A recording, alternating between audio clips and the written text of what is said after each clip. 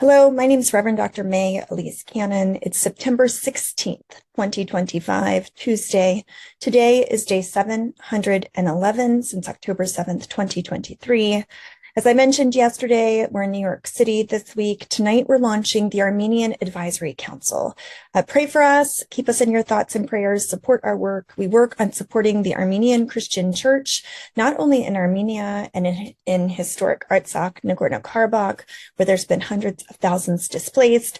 We stand for cultural preservation, but also the support of the Armenian Christian community throughout the Middle East, which is under threat in East Jerusalem. It's under threat in Beirut and throughout the Arab world, not because of Muslim persecution, but because of the geopolitical realities there. Updates of the last 24 hours. In Gaza, there are reasonable grounds to conclude that Israel is committing genocide against Palestinians in Gaza. The UN Independent International Commission of Inquiry on the Occupied Palestinian Territories said that in a report that was published today. There are reasonable grounds to conclude Israel is committing genocide against Palestinians in Gaza. The report cites statements by Israeli leaders, patterns of conduct by Israeli forces as evidence of genocidal intent. It singles out the former Israeli Defense Minister Gallant, Prime Minister Netanyahu, President Herzog for inciting genocide. Israel's foreign ministry said it categorically rejects this report.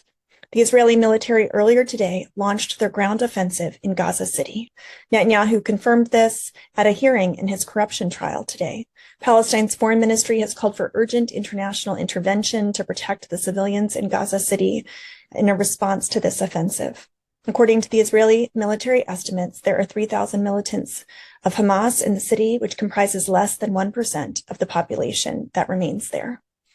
Meanwhile, Israeli strikes killed at least 38 people in Gaza. Since the Israeli offensive intensified overnight, most of the deaths were concentrated in Gaza City.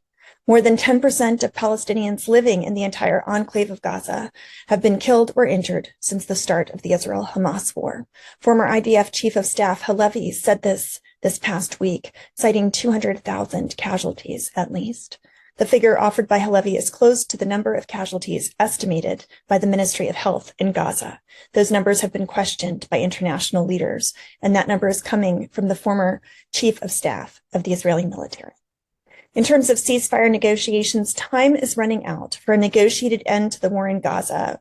Marco Rubio said that today as he left for Qatar. He was in Israel previously.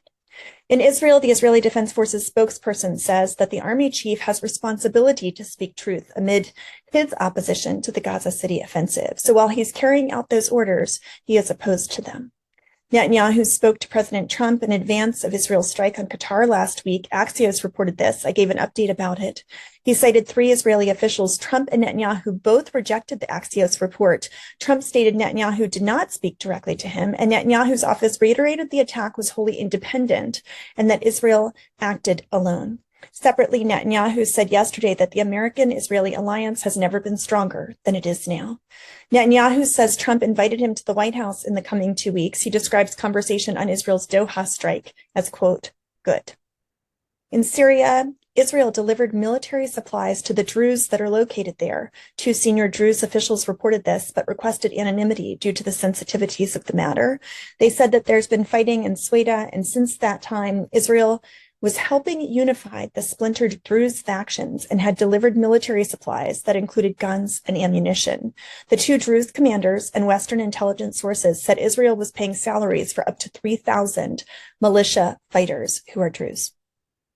A missile launched from Yemen triggered sirens in Jerusalem today across central Israel. This was following IDF strikes on the Hodeidah port in the capital city in Yemen. Qatar and the U.S. are on the verge of finalizing an enhanced defense cooperation agreement, reports indicated. Marco Rubio said that yesterday, but there were no details provided about the specifics to what has been agreed upon. I mentioned already that the UN Commission of Inquiry released their report about Israel committing the probable genocide. Here's a link to the press release, or that there is evidence of probable genocide, is what the report says. It's 72 pages long. You can read that directly online. The EU foreign policy chief said that sanctions on Israel are a clear signal that the EU demands an end to the war. The European Commission is going to present measures to pressure the Israeli government to change course related to the war in Gaza. Israel's ground offensive will make an already desperate situation even worse, the EU Foreign Minister Kaja Kallas said online. It will mean more death, more destruction, and more displacement.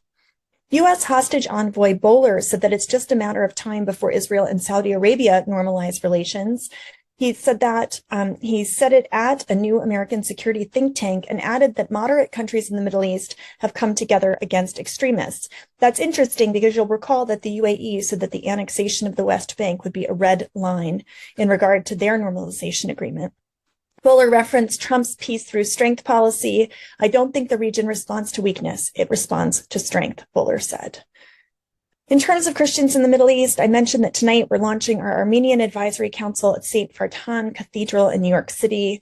In my remarks, I'll be talking about the significant history of Armenia as the oldest Christian country in the world, the significance and demand for us to protect Armenian and all Christian presence in the Middle East and around the world. I tell the story of the Armenian martyr, Saint Ripsime. I'd encourage you to read her story. I wrote about it in our Prayers for Peace blog on the CMEP website. If you're not familiar with Ripsime, she is an Armenian saint, and she was martyred for her faithfulness to Christ and for her service to the world. So our goal is that we do that, just that, commit to Christ and serve the world. May we do so as we continue together in our efforts towards peace. In the name of Christ, amen.